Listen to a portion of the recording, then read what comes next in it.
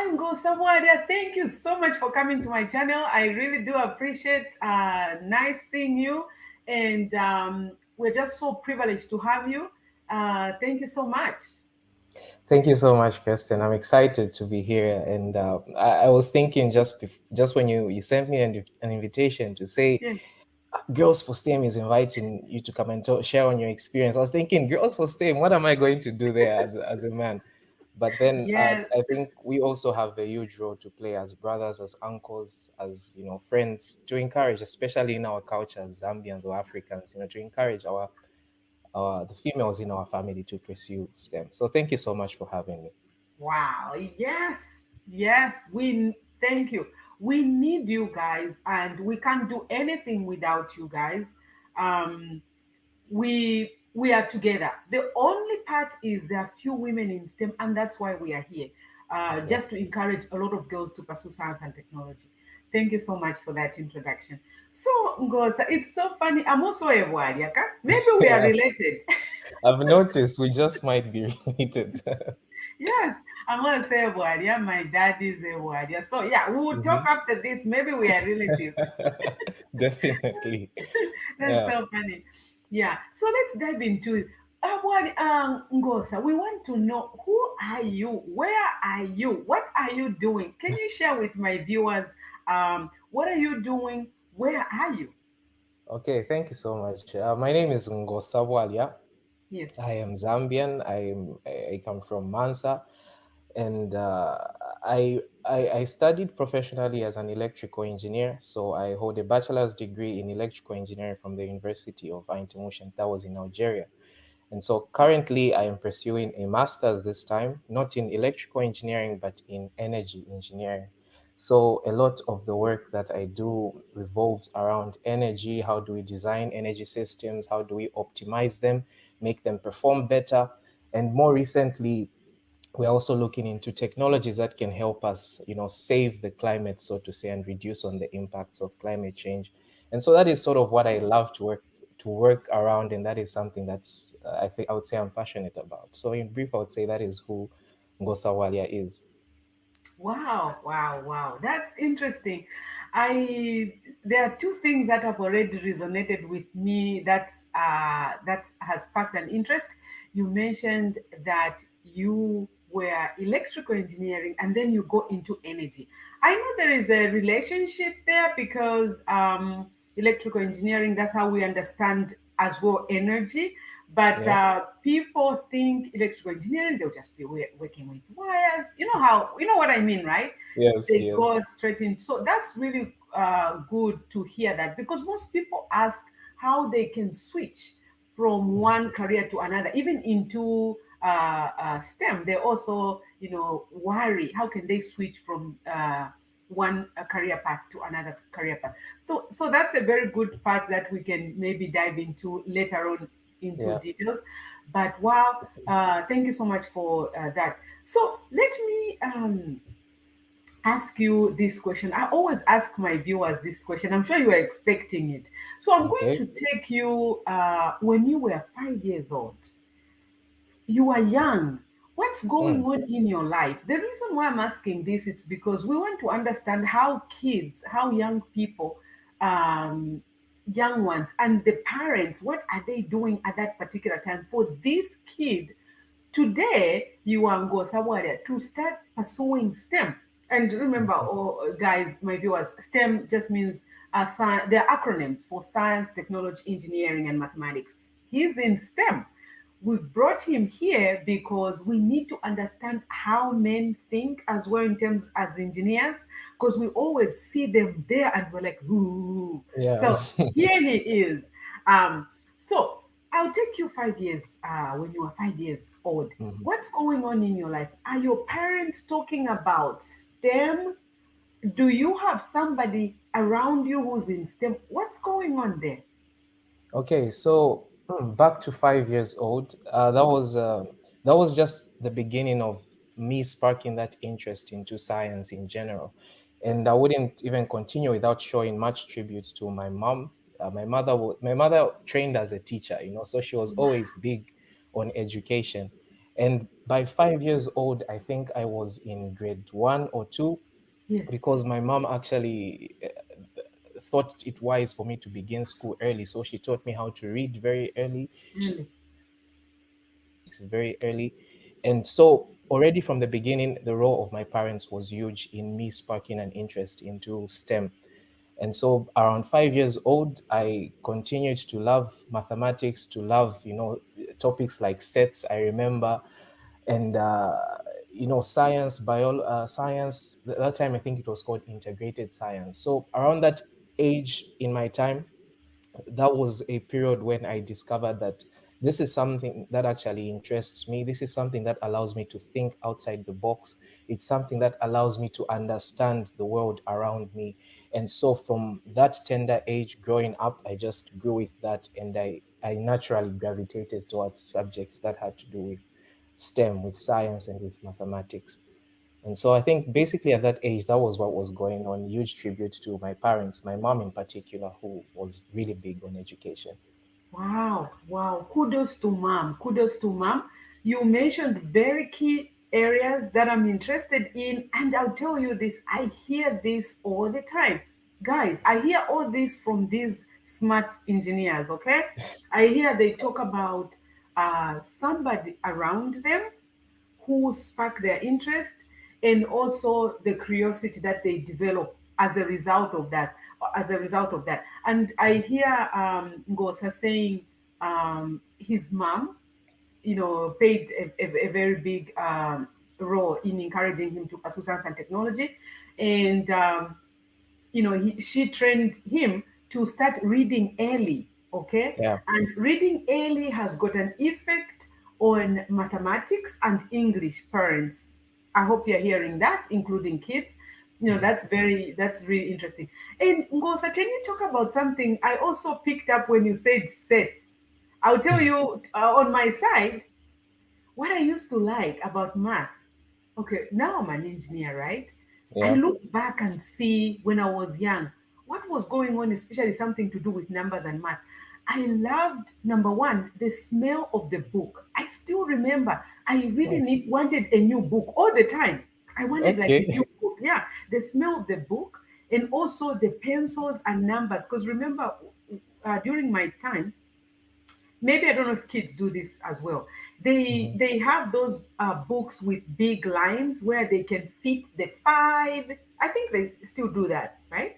Where they can fit Yeah, the yeah, I five. think so. If it's a two, I loved that, and I would sit at home. I would be practicing to make sure the five fits in there, and the two, Yeah, that was exciting. And we didn't have all these toys that spark interest, for example, in developed countries or yeah, somewhere else, but that just mesmerized me. You can imagine. So talk yeah. about, you said sets because it's interesting. Talk about, what did you mean when you said you really like something like sets? Well, I mentioned sets because as far as my memory can serve me right, that was one of the first topics that we would look at in, I think, in those grade 1, grade 2, Mhm. how to identify the differences in objects and how to identify the similarity in objects. And Mhm. that is a skill that generally we get to use even as engineers. We get to Yes, identify, for example, what system is compatible with what system yes. is not compatible with what system. And so I remember you've also mentioned about those numbers and playing around with some of these tools.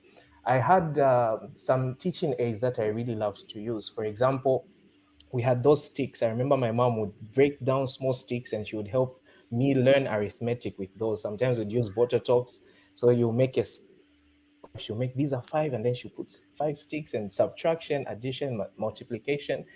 And so all of those things shaped the interest that I have today. And perhaps if there's any parents out there who are watching, I Hmm. think training children at that young age, you're really giving them a strong push, so to say, in the right direction. And so if you see that your child has got a particular interest for mathematics, for science, for anything related to STEM, give them the push from a very young age, because once they grow up with that, they're never going to depart away from it. And so, yeah, it was totally a great experience, I would say. Wow, wow. Um, wow, that's really great. when you say parents to, for example, the way your mom was helping you so much, and I always talk about on this channel. There's a video, Mhm. guys, where I talk about how to interact with your kids in the house, how to interact with your kids outside the house. And when he talks about his mom helping him, understand mathematics by putting, sets of items, like this is Yeah, set of five, this is set of, that's really, really encouraging, because number one, your mom and your dad are number one people to give you that confidence that yes, what you're doing, they validate it. So parents, you see how that really works out. It really, really gives kids that oomph, the stamina to say, exactly, to validate what you're doing. You can hear what he's saying. Wow, that's really interesting. exactly. Wow. So, you can tell there are things around us that helps us navigate during our young age Mhm. to try and pursue STEM. So, my intuition still with any other engineers still stands. And it's amazing to hear it from different people, especially from you, Ngosa, how you're Mhm. explaining to you how you're growing up during those early ages of Yeah. an engineer. Wow, thank you so much for sharing that. So now, what happens when you now go to high school? What's happening? You are still now centered to sciences and mathematics. What's going on there? Yeah. So, and going now to high school, obviously, apart from the science, I've also always loved to indulge in my creative side. And so I love music, I love art, and I learned music. I play the guitar, I play a bit of piano, I love to sing. And so this was also just starting to develop around that same time. But I always kept my passion as well for music and for science. And so, fast forward to secondary school, I was at St. Clement Secondary School in Mansa. It was a boarding school. And when I reached that place, all sorts of possibilities opened up for me. There were now opportunities for me to participate in competitions that involve STEM. For example, I joined the JETS Club, Junior Engineers and Technicians and Scientists. So the JETS Club allowed me again to further that interest. I remember participating one time in the mathematics Olympiads, and I came out second in the province. And so that's something that I'm still proud of up to now. Wow, Yeah, you were and amazing. yeah, and so I began to do most of those activities. But another skill set that I began to develop during that time was people skills as well, because even as an engineer, it's not always about numbers, it's not always about finding solutions, but you need to work with different people as well. You need to know how to present your ideas, because Correct. it's not only technical, there's also the economic aspect, the commercial aspect. Fine, you have a good working system, but how do you make sure people sell it or people invest in it? And so during that period in my life at secondary school, I was in the debate club. I learned how to speak. I started to gain some confidence in myself, how to work with different people. And, little did I know that all these skills that I was learning at the time uh, made me the kind of an engineer that I am today and that I want to be. So that was sort of what my secondary school life looked like. Wow, amazing, amazing. You already talking about networking. That's really Mhm. great. And I'll share with you a little bit, Ngozi, about networking. Yeah. I also did one of the videos, I think, on my channel as well, that when you couple being an engineer and also you couple how you can articulate well, Mhm. it's it's a very important tool, and you can be a bullet, because most engineers historically, they say they don't talk too much. Yeah. They are not so they are not so articulate, they are not friendly. People say a lot of things about engineers, and it's true. So I don't know if it's the technical part of it that makes them very reserved, quiet. They sit by themselves. There are Mhm. also sorts of things that they talk about engineers. And when you say, as engineers, as scientists, we need to be able to communicate, network, meet other people, because Exactly. that will really, really help us even at work. Because even at work, there are so many things you have to present, you have to mm, share that knowledge, you have to articulate. So most universities and schools are really hammering on that to say, engineers need to really have good writing skills, they need to yeah. be able to communicate. That's really, really great. Wow, thank you Yeah. so much And for also, if I sharing. would just add, Yes, when you talk about as engineers, you never work alone. If I'm an yes, energy engineer, I'll never work alone. If I'm an electrical engineer, I never work alone because you find we are designing a system. It might be, let's say, take for instance, a power transmission system, right? The yes. transmission lines. Yes, most of it is electrical, but you've got mechanical engineers who are there. You Hmm. have quality control engineers who have to make sure you're doing the That's right me. thing. Yes, you have measurement engineers, you have civil engineers. So you Yes. have to be able to communicate your ideas and Hmm. to, accept criticism or accept positive and negative criticism, whatever Yes. way it goes. And so all of that is part of the skill set that I think would make you a great engineer, aside from the technical aspect. Wow. Yeah. Yeah, it's true. Thank you so much for that. So, because I have another question. So you did electrical engineering and then you are mastering in energy. Can you Yes. share with my viewers what sparked your interest to just change like that? Because most Mhm. engineers, I see them, especially if they're electrical, they still get maybe a master's in electrical. Um, yeah, of course they have to change because we need electricians and we need Yeah. that background to do some other, technologically advanced things, right?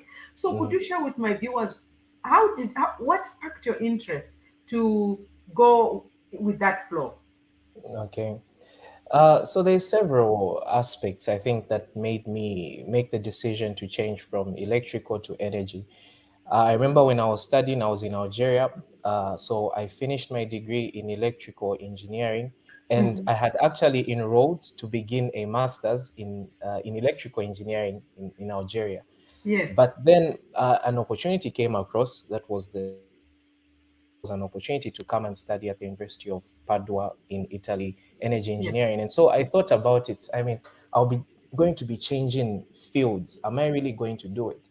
But then one of the things that really pushed me to take up the challenge was that energy engineering itself is something that is even more broad than electrical engineering.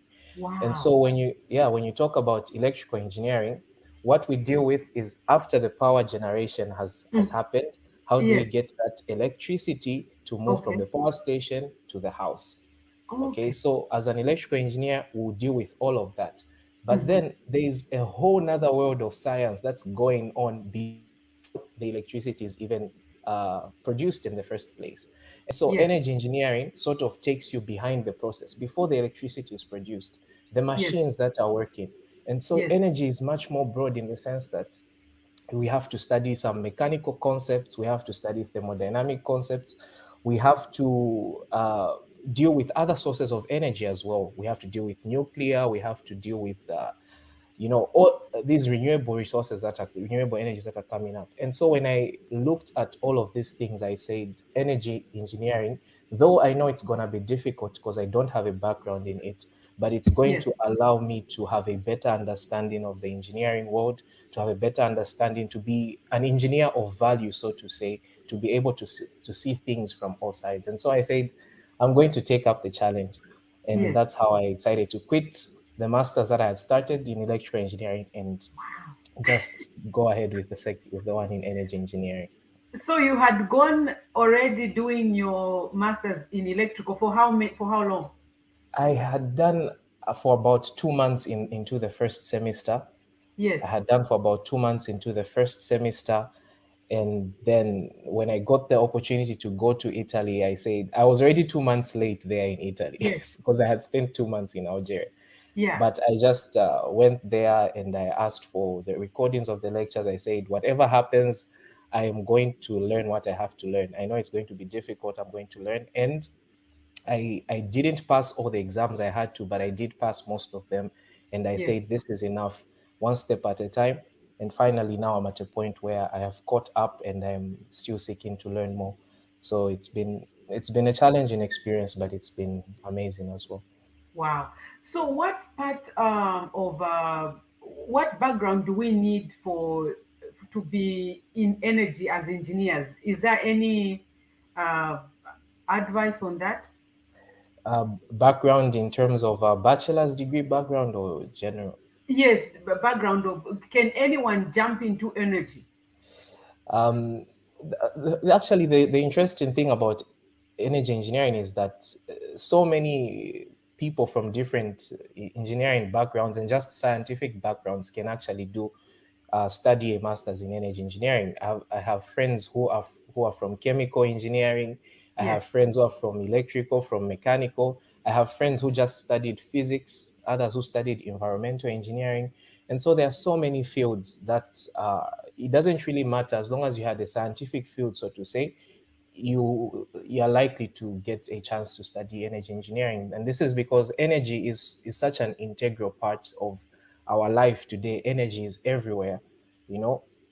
Heating, gas, most European countries use gas. In Africa we usually, or in Zambia, we usually use resistance stoves, yes, electrical stoves. But most of the people here in Europe, they use gas for heating, for heating and for cooking, I mean. And so energy is an integral part of everything that we do in our society today. And that's the reason why, regardless of the backgrounds, you can also enter into energy. There are even some economists that I know that take some courses from energy, because wow. it's also there's an economical aspect to energy as well. So it's pretty much open to all, and it's very much broad and vast.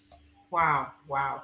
Thank you so much. I think you need to come back and share with us a lot of details about energy. I think would love to hear that, including solar energy. So would like to Exactly. learn more about that from you. So, what are some of your challenges that you've had during your time when you are pursuing STEM? I know you are still almost there. And Yeah. could you tell us when you're finishing and what you plan to do specifically to work on what? We know you're pursuing energy career right now. Yeah. Some of the challenges I've had, well, obviously it hasn't been easy. STEM itself, I wouldn't say it's impossible, it's difficult, but it requires you to be committed and to Yes, actually love it in order for you to have the motivation to go for it. Because sometimes things become hard. yes, Find X, you don't know where X is. What are you going to do? You need to invest your time and your strength in order to. So there was that aspect. But then I would say for me personally, the challenge that I faced, especially having the opportunity to study abroad, was sometimes being the only person from Zambia or the only person from Africa in the class. wow, And sometimes I know it isn't really, it shouldn't be a big problem, but then I feel there's just a certain way that you feel when you know that there's other people that are like you, that share the same culture, the same background as you, and that you are studying together. And so it was a exactly, bit, yes, yeah, it was a bit difficult in my class. I remember I was the only, there was one Zambian and one Ghanaian, and the rest were Algerians. In the class wow, where I am here, there's maybe 2 to 3 Africans, and the rest, over 100, are not Africans. And so sometimes it's a bit difficult, mentally, and just feeling that sense of community as well, being in a foreign country. yes, But otherwise, I would say I've trained my mind to accept challenges as they come, not to think of them as a negative thing. Whenever I face challenges, for me, it's an opportunity to grow, it's an opportunity to become better, because I know yes. that immediately I overcome this challenge, I become a better person than I was before I overcame the challenge. And so I tend to just think positively about challenges, I would say. Wow, wow. Thank you so. So engineers do face challenges, guys, but you can see how Ngosa still pushes through to make sure he can achieve his goals. Wow, thank you so much. So Ngosa, one of the other question I would say, what would you say to a girl growing up in remote areas? Of course, I would say you and me are privileged to be where we are. But what Mhm. would you say to someone, a boy, a girl growing up from a remote area, a remote place? How can they pursue science and technology? Yeah. So I've just realized that I didn't answer the second part of the previous question on what Okay, I would like to you work. can Yeah. still go ahead and So answer it. yeah. So just quickly, I would say I'm likely to finish in next year, June. Okay, so that is when I am likely to finish my master's in energy engineering, and Yes. I am very much interested in renewable energies, in a specific concept that is called the smart grid, that Yes. basically gives us, as you know, ordinary people, the ability to control how much electricity we are getting from the grid, as Yes. well as to provide, not only be consumers, but they call prosumers, meaning being able to provide as well. So installing systems, solar panel systems and other systems on each individual house, so that Yes. once they produce more energy than they need, they are able to also sell it to the grid. And Hmm. so there is that interaction in smart grids, and that's something that I'm really interested in. I'd love to work in. And coming back to the second question, on girls, especially young girls who might be in those rural areas. Yes. And first of all, before I even answer that, I'll just like to commend what you're doing, Kirsten, because I think the very first thing that people need, the very first thing that these young girls need is somebody to look up to. Somebody to look up to. It's difficult to do something that you have got no role model at all. You've got nobody to look up to. And so this platform, providing this kind of motivation and encouragement and exposure, which is very important for to spark the interest in these young girls, is just something commendable. And I salute to what you're doing here. Yeah. Thank you so I, much. I really appreciate. yeah. And so to the girls out there who are watching, don't fall into the ideas that many people say, to say STEM is very difficult, it's impossible, you are a girl, you have to stay home. And these are stereotypical things that are in our culture, where they say, no, the man, you're the ones who can do this, the women have to stay home and do this. Mm, The thing is, if STEM is your passion, if STEM is something that you love, don't let anything discourage you. It mm, is very, very much possible for you to study and become an engineer and become a scientist and become a doctor in whatsoever, in whatsoever field. And so it's my message really strongly would be to the men who might be watching this, to yes. say, fathers and uncles and brothers, don't discourage the young girls who are within your sphere of influence. I have my young sister, and she was telling me actually about how, she had some difficulties in additional maths, and she was Hmm. telling me how one of the teachers, actually told her, this is too hard for you. Drop this subject. When the exam comes, Wow. don't write it.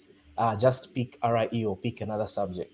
And so when she explained this to me, I said, listen, you don't have to believe any of those Hmm. things. You can still do it.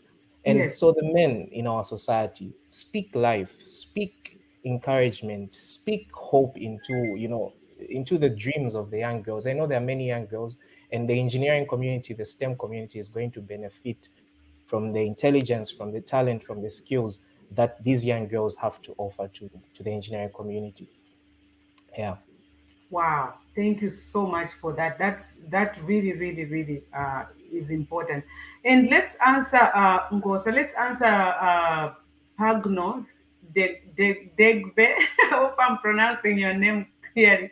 So he's saying how to um, how to integrate an engineering school in America for someone who already has his bachelor. Okay, so that one is for me. Let me take it. So, de Pagno, the way you can do it is yes, you can come here. Schools in America will evaluate you of what you've done, and you'll be able to still join either if it's a master's or if it's a PhD. They will evaluate you, and all schools in the United States are able to do that. So don't be worried. You can just apply for it, and sometimes they also offer scholarships. So I will bring in one gentleman very soon, because a lot of people have been asking me about how can they apply for schools, engineering schools here in the United States, and how they can get scholarships and things like that. Everything I got you guys, I'll bring it here. So I just wanted to mention that. Yeah. And greetings from India. Hi, Sasen Christian. Thank you Mhm. so much for coming in. We really do appreciate. Yeah, wow. So that's really interesting. And one other question I have, Ngosa. So, how have you helped girls or women in your class? it's a very difficult question, but I would love to hear just your views. How have you helped women in your class to pursue science or teaming up, or um, how do you see them? So let's put it that way. Well, I would actually love to turn this question around because, in my personal experience, it has been how have girls helped me to actually do better. Because I have noticed that most of the ladies, especially that I have been in the class with, they are incredibly smart people. They Yes. have a certain attention to detail that Hmm. I think most men don't have. Yes. Honestly, I feel this way. I remember in my final year my final year project, we were dealing with solar panels and how we would be able to provide power for our laboratory, our electrical engineering laboratory, just using renewable energy. And I Yes. worked with this Algerian lady. Oh my God, she had so much attention to detail, things that we would easily miss when we do calculations, connections with the wires and the machines. She was always there to say, let's do this, let's do this. She had amazing ideas. And as well as in my experience now in this master's degree, I was privileged to work on a certain project as well, where we worked with different people on how we could design a system that would give renewable energies, carbon neutral energies, to a Yes. population of 1 million people. And we had incredible women there. And so for me, I wouldn't say that. I would say that when women are already in the system, once they have already begun, they don't need that help because they are equally capable, just the way men are. But then the biggest problem is just giving that initial push at the beginning to say, here, this is actually something that you can pursue.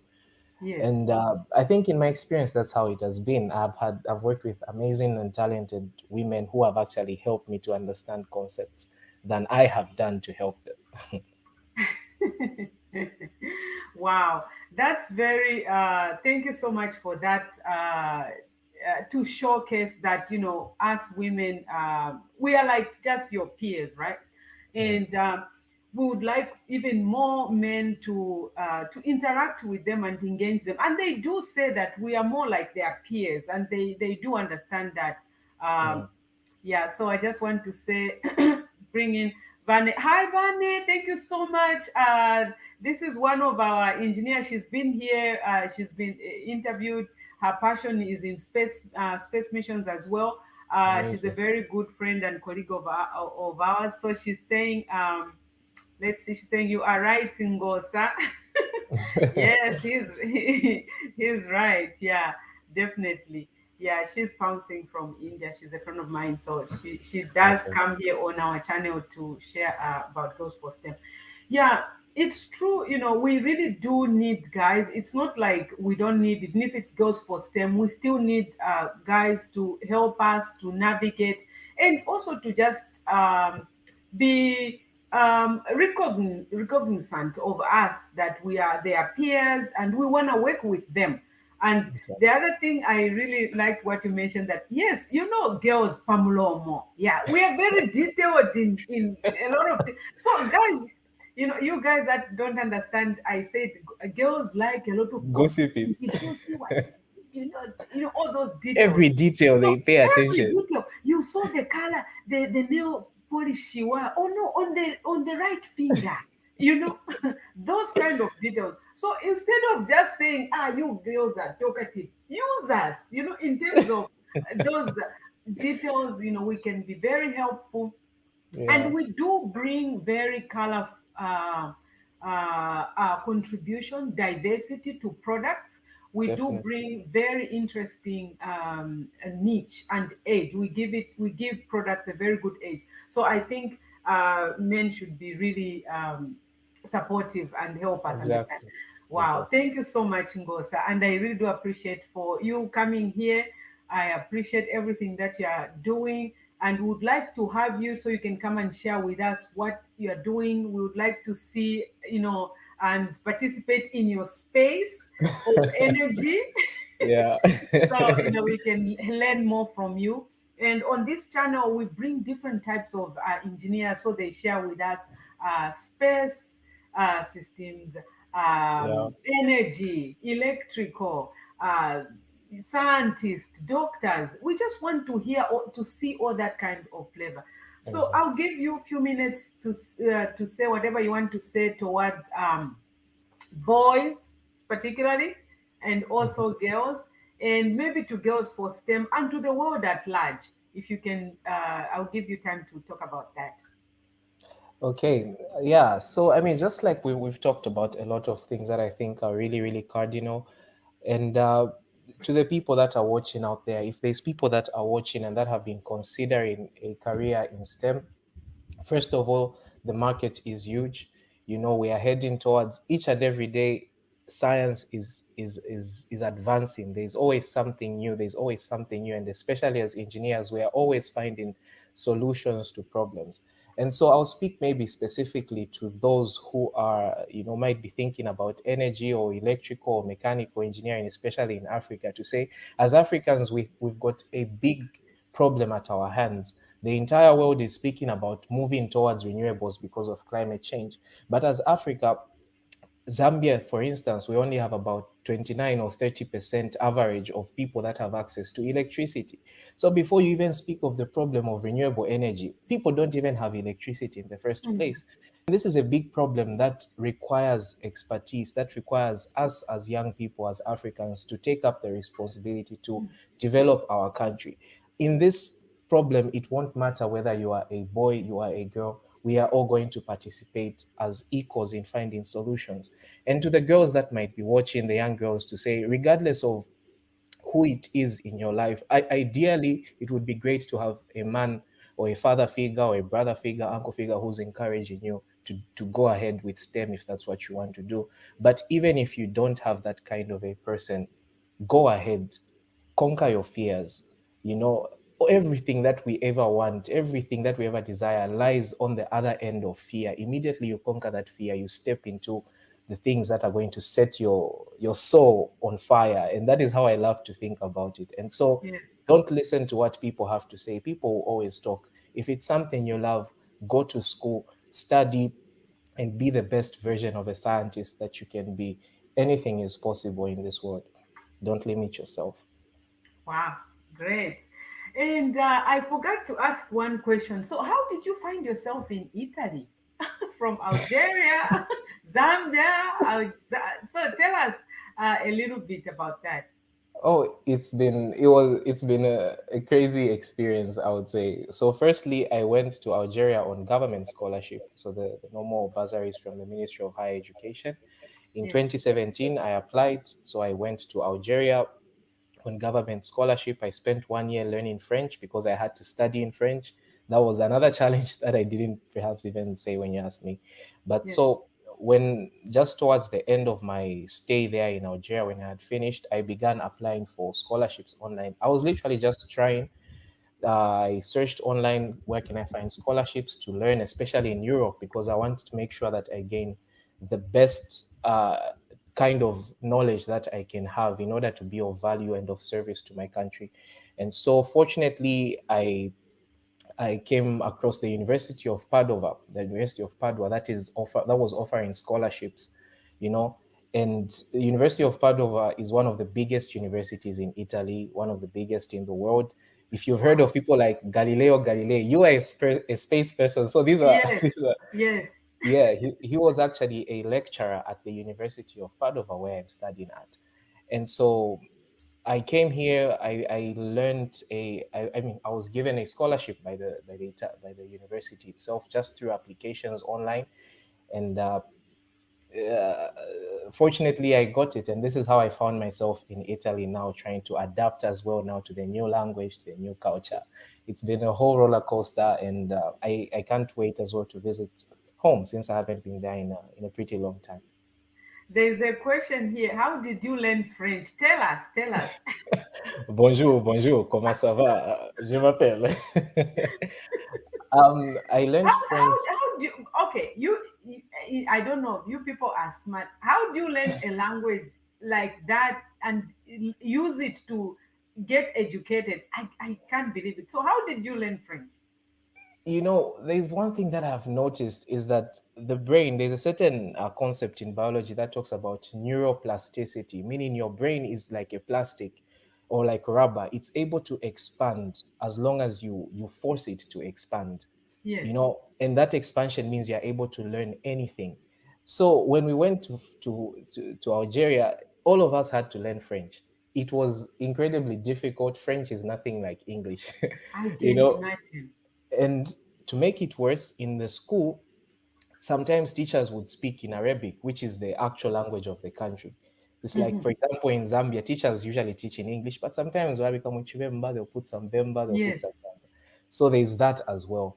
But then, we just told ourselves this is what we have to do, and we did it. And so we learned French by interacting with many friends. I took some courses in French, interacted with many friends in French, and little by little I started to understand, and then I reached a level that I was actually able to understand. And mostly I had to just read on my own things that were not clear in class.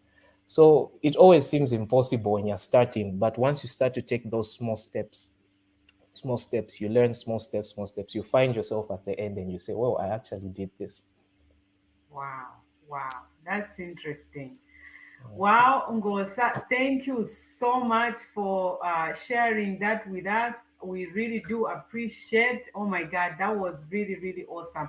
And we hope you can visit us again on this channel so we can learn a lot of things from you. Would like to learn, especially energy, something to do with energy. Mhm. Would like to hear from Definitely. you. And thank you so much for supporting women, for supporting girls, for STEM, for coming on this channel.